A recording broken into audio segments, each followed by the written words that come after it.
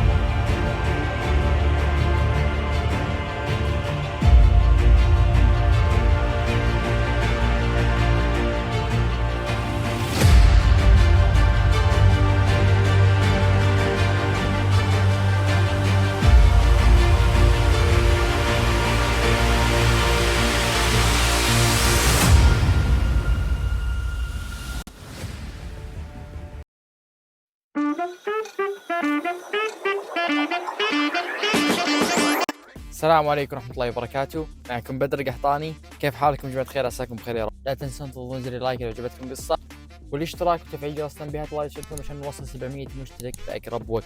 حساباتي في السوشيال ميديا كالعادة طلعت لكم على الشاشة أو في الديسكربشن والوصف. حياكم الله، تشرف فيكم جميعا. وبس والله ما عليكم مقدمة، ويلا ندخل قصة اليوم. جهزوا مفرحات ويلا مشاهدة ممتعة. في بريطانيا تحديدا في عام 2020 حدثت جريمة بشعة تداولتها الصحف. طفلة قتلت بلا ذنب، اللي بالصورة بنت، وخلونا نسميها ليسا. ليسا عاشت حياة جميلة وهادئة مع زوجها. طيب إيش صار؟ ما كان بينها وبين زوجها أي شيء، كبروا مع بعض ولهم سنين متزوجين وحياتهم ماشية مثل ما هم يحبون. أنجبت ليسا لزوجها طفلة، وعلاقتهم بدأت تصير أقوى وأفضل بكثير من قبل، وكانوا يلبون للطفلة من يومها الصغيرة احتياجاتها وكل شيء تطلبه. كانوا يجيبون لها أي حاجة هي تبغاها، يعني ما كانوا مقصرين مع هذه الطفلة بأي شيء. للأسف الشديد ليسا اكتشفت أن زوجها يخونها، يعني شافت في جواله صور ومكالمات، فرد عليه زوجها يعني إني أنا لا خلاص أنا أعتذر منك وإني ما عاد راح أخونك. بدت يعني تتقبل شوي، بعدين رجعت اكتشفت انه ما زال يخونها، فهنا بدت العلاقة ما بينها تصير علاقة مسمومة. اي نعم مسمومة يا جماعة الخير نوعا ما. من بعدها فتحت ليسا حساب في التيك توك وصارت ترقص مع بنتها فترة طويلة، وفجأة يضرب الحساب حقها في التيك توك. الرابط انها كانت تبي تنتقم من زوجها بهذه الطريقة. ليسا كانت جدا جدا زعلانة من زوجها وتبي تنتقم منه. كيف انتقمت منه؟ كانت تغصب بنتها الطفلة انها ترقص في مقاطع التيك توك وهي ما تبغى، فكانت تغصب الطفلة عشان بس تحط الحرة حقت زوجها في هذه الطفلة البريئة المسكينة. بعدها انفصلت رسميا ليسا عن زوجها واحتضنت البنت وفازت بالحضانة وراحت شقة لحالها، استقلت هي وبنتها. خلال فترتها وهي في الشقة أنواع التعنيف والضرب لهذه الطفلة المسكينة بنتها. ليش؟ طيب إيش سوت البنت؟ ما سوت شيء، هذا بس تبي تنتقم من زوجها. هذه تبي فقط تنتقم من زوجها بأنها تضرب الطفلة هذه وتعنفها بهذه الطريقة.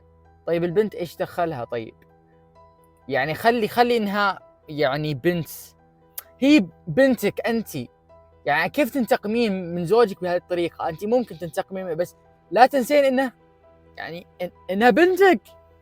يعني شيء مرة يقهر يا جماعة الخير. طيب إيش صار يا بدرة؟ ليسا تعرفت على شاب وصار عشيقها، وصار يجيها الشقة بين فترة وفترة لين خلاص ارتبطوا وصار يسكن معها في الشقة. طيب يا بدر إيش صار على البنت؟ في تحديثات جديدة؟ لا، تحديث واحد فقط وتافه. اللي صار فقط ان بدال ما الام تعنف وتضرب بنتها، لا، صار برضو عشيقها اللي توه متعرفة عليه يضرب البنت ويعنفها. تخيلوا معي بس، حرام والله. يوم ورا يوم ويوم ورا يوم ويوم ورا يوم يعنفونها. ليسا وعشيقها يعنفون هذه الطفلة وبدون أكل ولا شرب، وأنتم كرامة ما يغيرونها أيضا لها حفوظتها. تخيلوا الريحة اللي هي فيها يعني. وفي يوم من الأيام كانوا في الغرفة ليسا وعشيقها، ودخلت عليهم البنت تبي أكل وشرب ويقومون عليها ضرب يا جماعة الخير لين تطيح البنت على الأرض، هذه الطفلة الصغيرة، وتشاهق.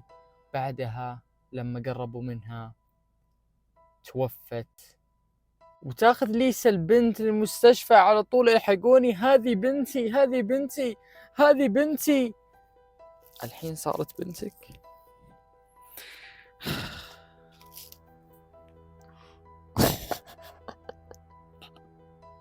الطب الشرعي أكد أن البنت تعرضت لضرب. بعدها أخذوا الأم للتحقيقات اللي هي الشرطة، وحققوا معها وقالت كل شيء ليسا، واعترفت وقالت أنه مو بس أنا وعشيقي، وتم الحكم عليهم. تعالوا نشوف الحكم. تم الحكم على إثناهما ليسا ب14 سنة مشددة، وبعشيقها 15 سنة مشددة على ما ارتكبوه بحق الطفلة المسكينة هذه اللي توفت. إلى هنا نهاية القصة. لا تنسون تضغطون على زر اللايك، نشركم للقصة، الله يسعدكم. حساباتي في السوشيال ميديا في الديسكريبشن تحت أو في الوصف طلعت لكم. حياكم الله، تشرف فيكم جميعا. وبس والله كان معكم بدر القحطاني مقدم قصص. نشوفكم إن شاء الله القصة الجاية. بأمان الله، مع السلامة.